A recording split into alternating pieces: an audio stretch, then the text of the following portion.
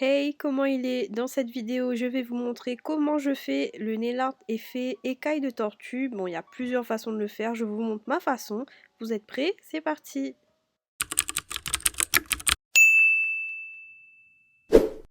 Pour commencer, j'applique une base un peu crème. Donc là, je prends le latte de chez Nails FRS.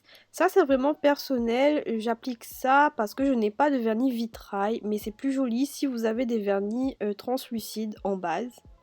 Et justement, comme je n'ai pas de vernis translucide ou vitrail, je vais venir créer le mien. Donc je veux une teinte un peu orange foncé. Du coup, je viens mélanger un marron, un orange et un jaune. En fait, quand vous regardez l'effet écaille de tortue, vous voyez qu'il y a plusieurs dimensions. Et dans le fond, il y a toujours un effet un peu clair, un peu vitrail. Et c'est ça que je vais venir créer ici.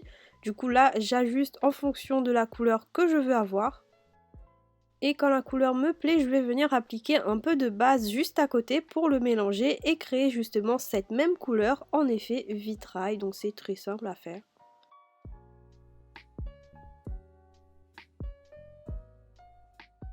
Quand mon petit mélange est fait, je vais tout simplement appliquer au pinceau. Et là, c'est pas grave s'il y a des traits de pinceau, s'il y a des traces. Au contraire, ça va rajouter de la texture dans mon fond d'effet écaille de tortue. Sur ma palette, je vais ensuite appliquer un marron et un marron beaucoup plus foncé. Donc là, j'ai triché un peu, j'ai pris le Robusta qui est un marron un peu aubergine, hyper foncé mais hyper joli qui va bien avec l'effet. Pour créer l'effet écaille de tortue, mon secret c'est le Blooming Gel ou Blossom Gel. Donc là j'ai celui de chez Beauty Luxe. J'applique sur mon ongle, je catalyse pas et je viens prélever un peu du mélange orange non vitrail que j'ai fait. Et avec le marron, je vais venir faire des placements pour mes points plus foncés. Donc vous voyez, c'est des mouvements et des traits assez aléatoires parce que c'est un nail art qui n'est pas précis. Je catalyse, ensuite je vais venir passer au foncé. Donc là je réapplique un peu de Blossom Gel et j'applique le foncé au niveau de mes taches marron que j'ai créées. Je laisse la couleur se disperser un peu et j'essaye de voir au visuel ce que ça rend. J'applique au dotting tool et ensuite j'étire un peu jusqu'à ce que ça me plaise et que ce soit assez étiré. Et ensuite je catalyse. Bien sûr, vous ajustez en fonction de ce que vous voulez comme résultat, plus ou moins foncé, plus ou moins clair. Ensuite, quand c'est catalysé, j'applique mon top coat.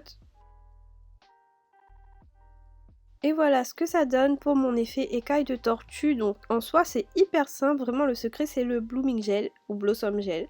J'ai fait plusieurs tests. Vous pouvez faire plus ou moins diffus, plus ou moins foncé. Vous pouvez utiliser du noir pour le foncer. Vraiment, c'est juste comprendre qu'il y a plusieurs dimensions. Comme on le voit un peu partout, j'ai voulu vous montrer comment faire l'effet écaille de tortue en French. Du coup là, je suis venue appliquer une base de couleur beige, mais ceci est un message de prévention. Vérifiez vos tiroirs. En catalysant, je me suis rendu compte que la texture était un peu bizarre et en fait, tout simplement, le vernis était expiré.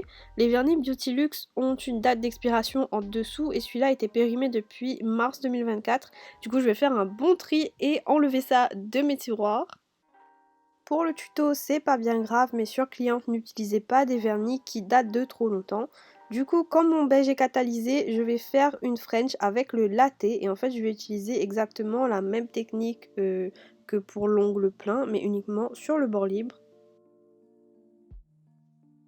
J'applique ensuite mon petit mélange vitrail. Encore une fois, la base crème, c'est pas obligatoire. Si vous avez des vernis vitraux directement orangés dans votre tiroir, faites-le directement avec ça.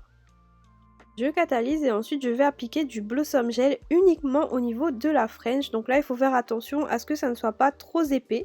Et du coup dans mon Blossom Gel je reviens prendre le mélange orangé et un peu de marron au niveau de où je veux mes taches plus foncées. Et là vraiment j'attends que ça se diffuse sans que ça déborde sur là où il n'y a pas de French quoi. Quand j'ai catalysé le fond, je vais revenir appliquer du Blossom Gel au niveau du bord libre, donc de ma French, en faisant attention à ce qu'il n'y ait pas d'épaisseur en plus. Donc vraiment j'étire au maximum la matière et ensuite je vais appliquer mon foncé par endroits en petites taches, là où j'avais mis le marron en dessous. Du coup je vais laisser se diffuser, j'applique en toutes petites taches comme c'est sur un bord libre, pas besoin de faire des énormes points, des énormes traits. Vous voyez que déjà c'est trop beau. Quand ça me plaît, je catalyse. Ensuite, j'applique mon top coat. Et voilà ce que ça donne pour mon effet écaille de tortue en French. Du coup, je trouve ça vraiment trop beau. Il faut juste faire attention à l'épaisseur au bord libre. Cette vidéo est maintenant terminée, j'espère qu'elle vous aura plu. C'était vraiment un petit tuto à ma façon. Il y a plusieurs façons de réaliser un effet écaille de tortue. Si vous avez des vernis vitraux ou des encres, je trouve que ça peut être beaucoup plus facile que ce que je fais moi. Le tout c'est d'essayer, de tester et aussi de comprendre qu'il y a différentes dimensions dans ce dessin, dans ce design, je sais pas comment dire. Mais il faut comprendre comment les faire. Moi, le Blooming Gel ou Blossom Gel, franchement, j'aime trop ça. Je pense vous faire une vidéo dédiée pour vous montrer toutes les utilisations possibles parce que vous pouvez faire plein de choses avec. En tout cas, n'hésitez pas à me dire ce que vous en avez pensé en commentaire, à liker, à vous abonner. Et nous, on se dit à la prochaine pour une nouvelle vidéo. Bye bye!